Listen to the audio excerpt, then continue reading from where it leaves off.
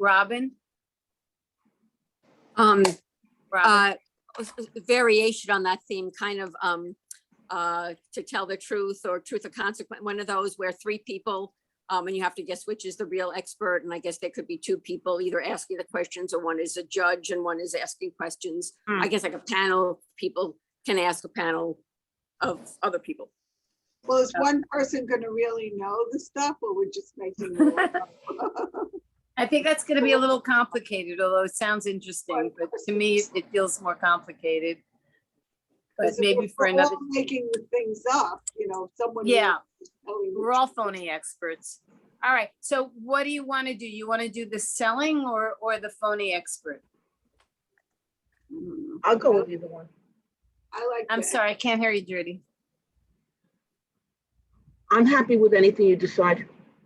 I like. The, Okay, no, it's a, I was going to say, like, that's like the TED Talk, sort of, right? The expert. well, except we're doing it as a panel, if yeah. we did that, or we could be selling an item. I like the expert. The expert, okay, yeah, we tend to, this is the third time we're doing it. Great, because we like phony experts. Okay, fine. So Judy, I'm gonna ask you to come up with a topic. The dangerous energy situation with the hot weather. Okay, and so who's left? Who wants to be the experts on that? I'll be an expert. Okay. We should have had the experts first, and then you don't know what's hitting you, but it's fine. We'll do it that way the next time. All right, and who wants to be an expert along with Edie?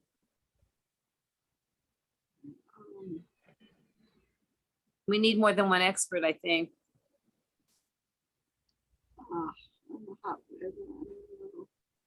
Don't think about it too hard. Because ordinarily you wouldn't know what the topic was. I mean, I don't know. I guess I could do it. I don't Okay, know what Debbie. I can think of, but I'll try. All right. Are two experts enough? Do we want three? Let's Stay with two and let me Yeah. begin, okay? all right, go. All right, good afternoon, ladies and gentlemen. I know you gathered here and we're in a nice air-conditioned place, but these are radical new ideas that you need to absorb. Now, you came in and each of you were given a block of ice to put under your hat. And as the water drips down, you are going to find your temperature goes down at least 10 degrees. And so my fellow expert might have something to add. And if not, I welcome questions. Thank you. Thank you. Well, you know, we may have a bad power situation. So we really should turn off, maybe you can open all your windows, and as Edie said, use ice, and only put on your air conditioner if you really feel like you're gonna faint. You know, drink a lot of water, and maybe if you have some ice packs in the refrigerator, like she was saying, you can use them. And then maybe turn your air conditioner on and off if you have to. Well, why don't we get some questions? Go ahead. I have a question. I'm wondering, and this is actually for both of you, what got you so interested in this topic? Well, I'll answer first. Thank you, Ronnie. That's a very intelligent question. I happen to have spent the last 10 years getting my doctorate in this particular area of expertise, but you didn't ask me a lot about the new hat, and I see you have already taken your hat off. So let's see if there are others who would like to get into this and ask the intelligent questions like Ronnie has, please. Well, I work for Con Ed, and if you have too much and all the power and energy flows, I'm going to be out of a job. So I really want us to all be very careful. And some people may not have their power at all if we don't watch it. So you may have seen, you got an alert yesterday to really watch your power. Well, maybe someone else has a question because I had one, but what about my other audience here? Robin, Deborah, this question is for you. Who wrote that text? Well, the city, Mayor de Blasio and his workers, they sent it to warn everybody against overusing their power.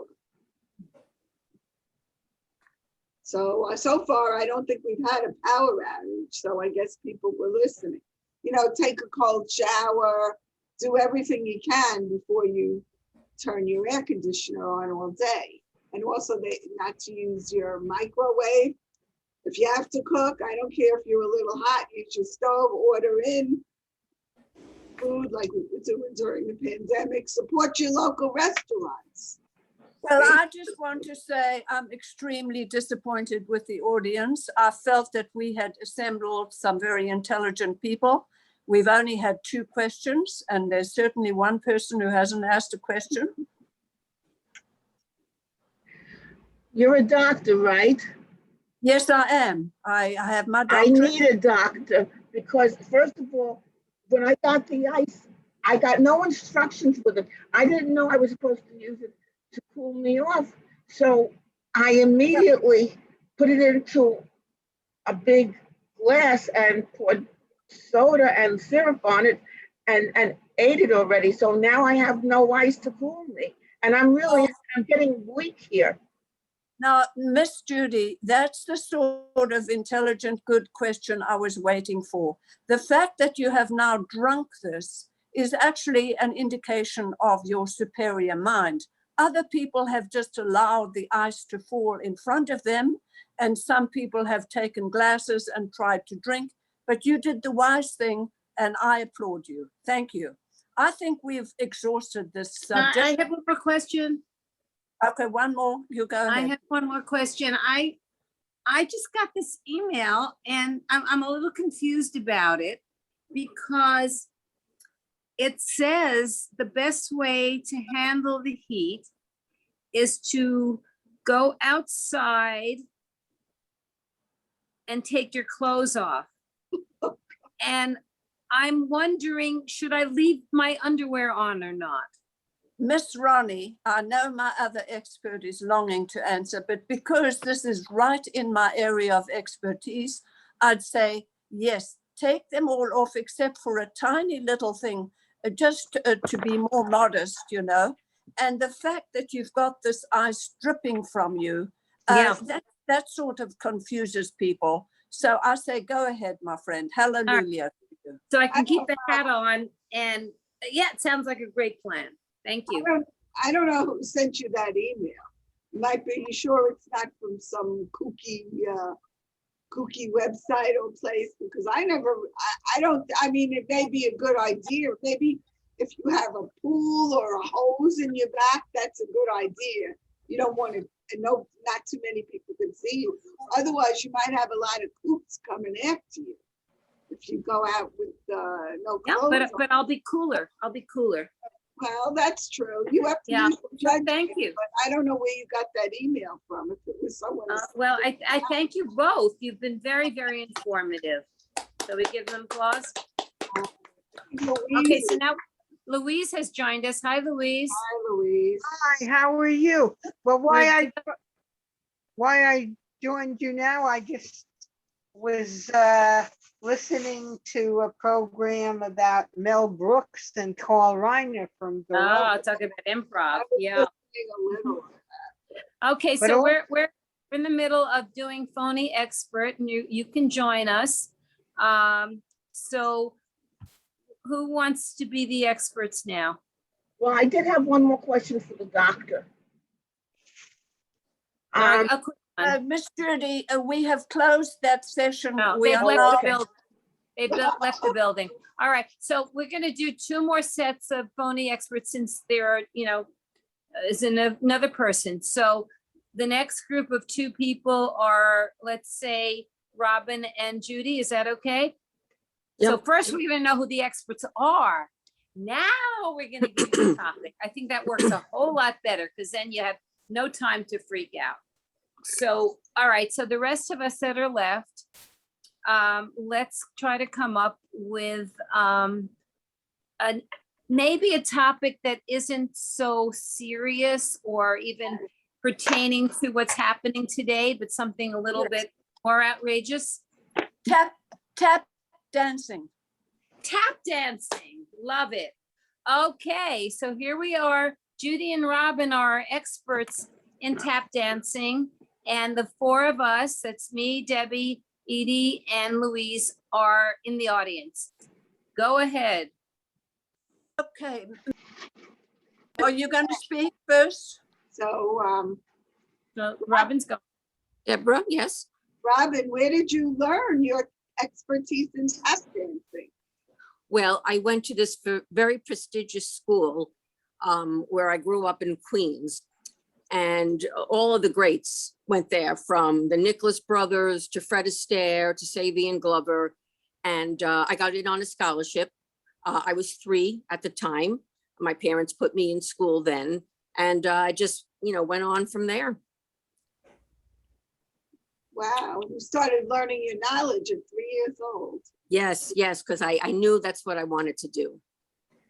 That's amazing. I have my hand up. Go ahead. Okay, Miss Judy, you invited us here. Usually our experts speak before we ask questions. I would like you to describe your technique, please. Well, I just sat on the floor because I have heavy hips, and it helps me to firm my hips, and I make thuds, and I know I'm doing good because the people downstairs tap back up to like join in the rhythm, and sometimes they even tell me that I'm really powerful, that I'm shaking their chandeliers, and I love it. It makes me feel empowered. Good for you, Judith. Good for you. Louise, do you have a question? Hmm.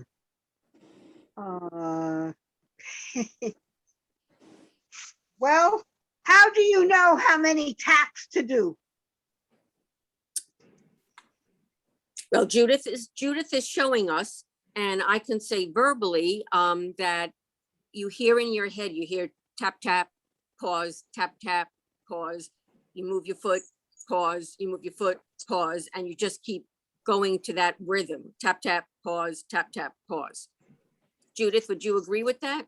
Yes, I feel like I'm in McDonald's, a milkshake machine, and I love it. You look great, Judith. You look great.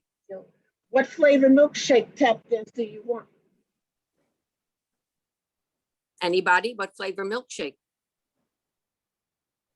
Pistachio.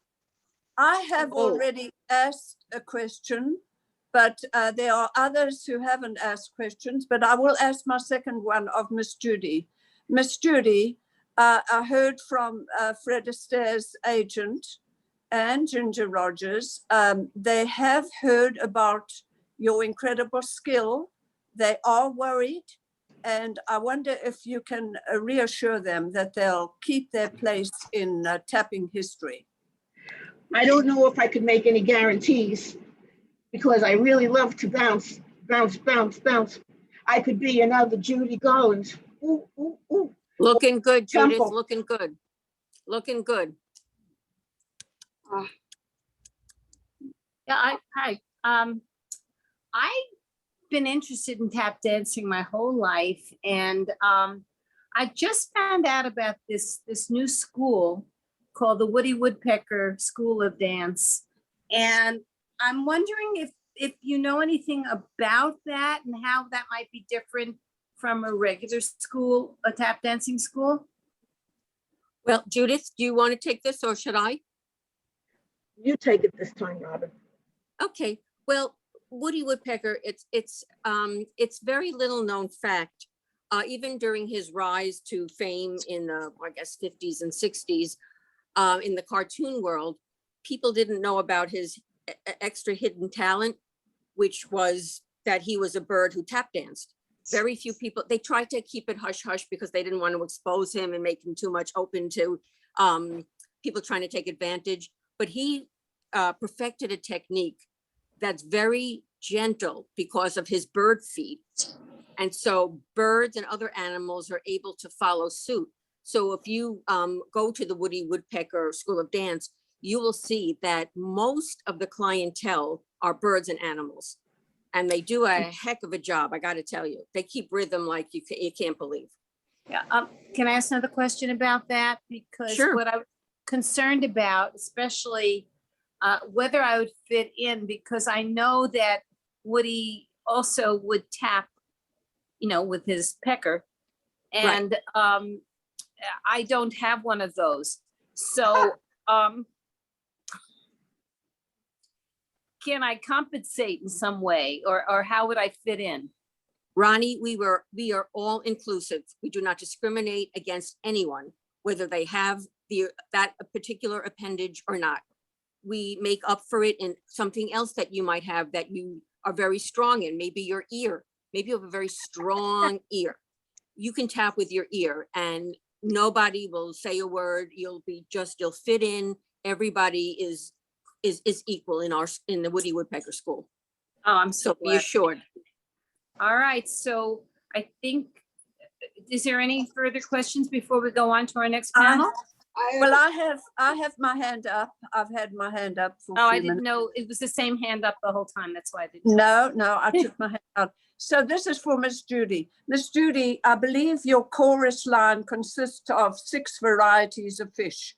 Now, how were you able to get them to sing and be in the chorus while you did this amazing technique? Well, it's very simple. Just have to follow my lead. And then it's almost like saying like July 4th, that, oh, I'm a Yankee Doodle sweetheart, da, da, da, da, da, da, da. And it's great. Very nice. I think that's a good way to end this one. So, who's I left? have one more. Louise and I as experts. Well, Yeah. oh, all right. Deborah Yeah, has a question. did you have to say it? Ask you, but if you want. Yeah, We finished with that one. Oh, all right, so we'll go on. yeah, we Deborah, just have wait, limited Edie, amount of Edie. time. Deborah had her hand up before as well as you did, so I think it's Okay. only fair. All right, Deborah, go ahead. Well, I was quickly. gonna ask if you've performed in any shows or any special places that we could have seen you. I'm a lot on YouTube, and I'm hoping that I could make a viral video, especially for tap dancing on the 4th of July. I'm just a regular firecracker. Yes, you are, Judith. Yes, you are. I myself Okay. have performed in world's fairs around the country. Excellent. Wow. Well, we I have wonderful. saw you at the 64 fair. Yes, I would have been 7. Yeah. Okay. Perfect. Okay, let's go on to our next panel, which is Louise and I. So we need, Edie, your hand is still up. So is there something you need to say or, okay. All right, so Louise and I are the experts and we need a topic and make it outrageous, guys. We need a challenge, Boy. right, Louise? Marsh, I'm sorry. marshmallow houses. Marshmallow houses. House. I have Well, I one. was gonna say I have aliens. one. I've got one. You are able to train goats to go upstairs backwards. And that is a rare skill that is needed today. No, yeah, I hear that one. Maybe we can use that another time, but I think we should go with the marshmallow. Alien? Oh, okay. I was gonna say The marshmallow. aliens, too. Oh, let's think of ideas for another time, but it's just, you know, we have a limited amount of time. So I'd like to just go with the first suggestion, but keep those in mind for another expert talk because we seem to be Well, liking. we're going to run out of time at around 5 minutes. However, don't worry, because like, remember what I said? We'll just reconnect with the same link. Okay, All I'll right. probably have to stop about 4, but. Yeah, okay. All right. So it's marshmallow houses. Whoa. Okay. Well, I'm so glad that you've come here to hear us talk, aren't you, Louise? I mean, we're very excited to talk about this topic and that you're actually interested in the marshmallow houses that we are selling. Right, Louise? I absolutely agree. Yes. What are Yes. what are they made of besides marshmallows? Well, if you have marshmallows, what else do you need? That's so true. Well, sometimes if you pay a little extra, we'll add some dark chocolate. How can we live Especially in around the trimmings. The trimmings of the houses are done in chocolate. That's nice. Are That's they nice. little houses or you live in them? I don't understand. Well, you could either live in them or you could lease them out to people that you would rent it out to. It's a wonderful source of extra income. I have my hand up. Okay. So, Miss Ronnie, the news today is that Lego has filed a lawsuit against you and your partner. This is very unfair competition for them. They've been building with Lego for maybe 70 years, and suddenly you come on with this harebrained scheme. Would you please explain what's going on? First of all, my ex-husband works for Lego and he's just coming after me in every way he can, but he is so wrong. Okay. These are two different kinds of building material. One is hard and one is soft. And wouldn't you rather live in a soft, sticky, comfy, cushy home than those hard Legos? So he's just trying to, egg me on, but he doesn't have a case, right, Louise? Girl power. That's right. Louise, are you there? Eat Legos. That Do you no, hear you me? can't. Yeah. No. In worst comes to worst, if you have no more food, you could start eating your house. You can't That's say not- that about Legos. That's right. So They'd stick in true. your throat.